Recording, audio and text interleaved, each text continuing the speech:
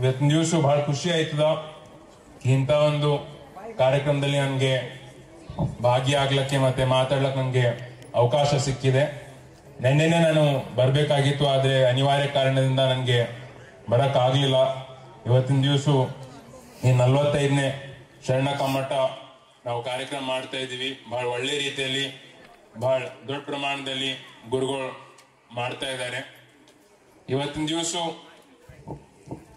ನಾವು ನೆನ್ಪು ಮಾಡಬೇಕು ಕಿ ಅಂದಿನ ಕಾಲದಲ್ಲಿ ಎಷ್ಟೋ ವರ್ಷಗಳ ಹಿಂದೆ ಏನ್ ಪೂಜ್ಯ ಶ್ರೀ ಡಾಕ್ಟರ್ ಚನ್ನಬಸವ ಪಟ್ಟದೇವರು ಮತ್ತ ನಮ್ಮ ಅಜ್ಜವರಾದ ಡಾಕ್ಟರ್ ಭೀಮಣ್ಣ ಖಂಡ್ರೆಯವರು ಯಾವ ರೀತಿ ಶ್ರಮ ಪಟ್ಟು ನಾವು ಈ ಕಾಲಕ್ಕೆ ನಾವು ಬಂದಿದ್ದೀವಿ. ಅನುಭವ ಮಂಟಪ ಈಗ 50% ಕೆಲಸ ಆಗಿದೆ, 600 ಕೋಟಿಯಲ್ಲಿ ಅರ್ಧ ಆಗಿದೆ, ಇನ್ನೂ ಅರ್ಧ ಕೆಲಸ ಒಂದು ವರ್ಷದಲ್ಲಿ ಆಗುತ್ತೆ.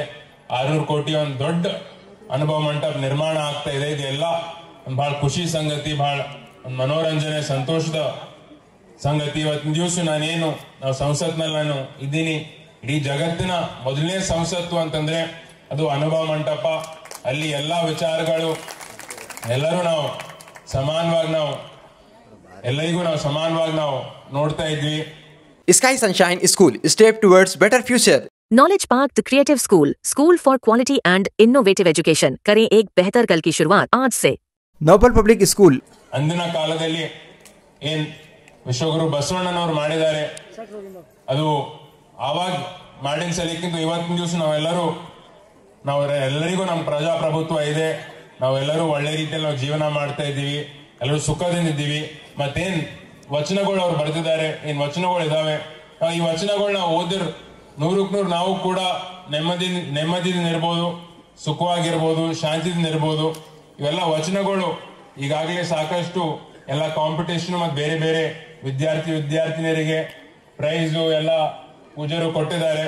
ಇವೆಲ್ಲ ಏನ್ ಚಿಕ್ಕ ವಯಸ್ಸಿನಿಂದಲೇ ನಾವು ವಿದ್ಯಾರ್ಥಿನಿಯರಿಗೆ ಈ ವಚನಗಳು ಓದೋದು ಅರಿತುಕೊಂಡು ಏನ್ ನಮ್ಮ ಜೀವನದಲ್ಲಿ ನಾವು ಅಳವಡಿಸಿಕೊಳ್ಳಬೇಕು.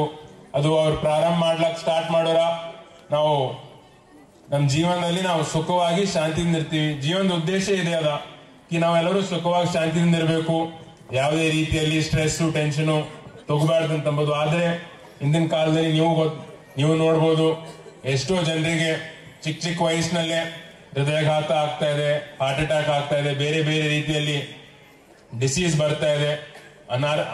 ಅನಾರೋಗ್ಯದಿಂದ ಅವರು ಬಳಲ್ತಾ ಇದ್ದಾರೆ.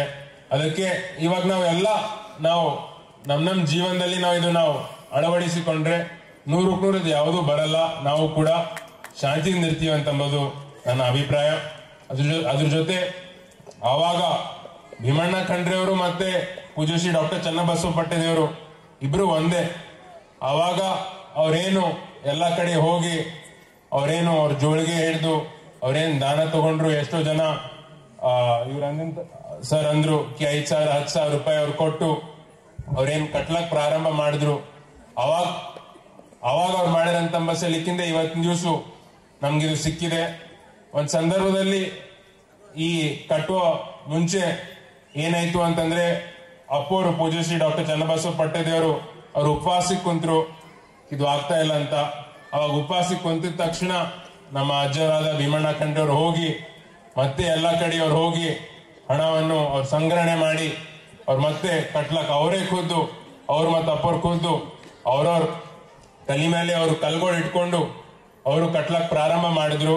ಅಂತ ಸಂದರ್ಭದಲ್ಲಿ ಎಲ್ಲರೂ ಅವ್ರು ಸಾಥ್ ಕೊಟ್ರು, ಎಲ್ಲರೂ ಒಗ್ಗಟ್ಟಾಗಿ ಅವರು ಕೆಲಸ ಮಾಡಿದ್ರು.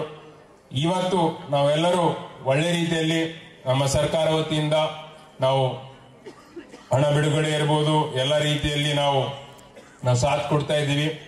ಅದಕ್ಕೆ ಮುಂಬರುವ ದಿನಗಳಲ್ಲಿ ಒಂದು ನೂತನವಾದ ಒಂದು ಒಳ್ಳೆ ರೀತಿಯಲ್ಲಿ ಒಂದು ಅನುಭವ ಮಂಟಪ ನಿರ್ಮಾಣ ಆಗುತ್ತೆ. ಅದ್ರ ಜೊತೆ ಮುಂಚೆನೂ ಕೂಡ ಪೂಜ್ಯರು ಅಂದಿದ್ರು, ನನ್ನ ಸಂಸದ್ನ ಆದ್ಮೇಲೆ ಅವ್ರು ಅಂದಿದ್ರು ಕಿ ರಾಷ್ಟ್ರ ಮಟ್ಟದಲ್ಲಿ ಬಸವ ಜಯಂತಿ ನಾವು ಆಚರಣೆ ಮಾಡಬೇಕು, ಇವಾಗ ಬರೀ ರಾಜ್ಯ ಮಟ್ಟದಲ್ಲಿ ಅಷ್ಟೇ ಆಚರಣೆ ಆಗ್ತಾ ಇದೆ ಅಂತ. ಅದಕ್ಕೂ ಕೂಡ ನಾನಿರ್ಬೋದು, ಜಗದೀಶ್ ಶೆಟ್ಟರ್ ಸರ್ ಇರ್ಬೋದು, ನಾವು ಧ್ವನಿ ಎತ್ತಿ ನಾವು ಕೇಂದ್ರ ಸರ್ಕಾರಕ್ಕೆ ನಾವು ಮನವಿ ಮಾಡ್ತೀವಿ, ರಾಷ್ಟ್ರ ಮಟ್ಟದಲ್ಲಿ ನಾವು ಬಸವ ಜಯಂತಿ ನಾವು ಆಚರಣೆ ಮಾಡ್ಬೇಕಂತ. ಯಾಕಂತಂದ್ರೆ ಬಸವಣ್ಣನವರು ಬರೀ ನಮ್ಮ ರಾಜ್ಯಕ್ಕಷ್ಟೇ ಸೀಮಿತ ಅಲ್ಲ, ರಾಷ್ಟ್ರ ಮತ್ತೆ ಇಡೀ ಜಗತ್ತಿಗೆ ಅವರು ಸೀಮಿತರಾಗಿದ್ದಾರೆ.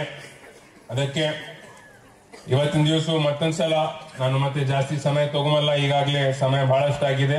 ಮತ್ತೊಂದ್ಸಲ ಎಲ್ಲಾ ಪೂಜ್ಯರಿಗೆ ನನಗೆ ಇವತ್ತಿನ ದಿವಸ ನನಗೆ ಮಾತಾಡಲಿಕ್ಕೆ ಅವಕಾಶ ಮಾಡಿಕೊಟ್ಟಿದ್ದೀರಿ. ಎಲ್ಲರಿಗೂ ಮತ್ತೊಂದ್ಸಲ ನನ್ನ ವತಿಯಿಂದ ಕೋಟಿ ಕೋಟಿ ಧನ್ಯವಾದಗಳನ್ನು ಸಲ್ಲಿಸಿ ನಾನು ಎರಡು ಮಾತು ಮುಗಿಸುತ್ತೇನೆ.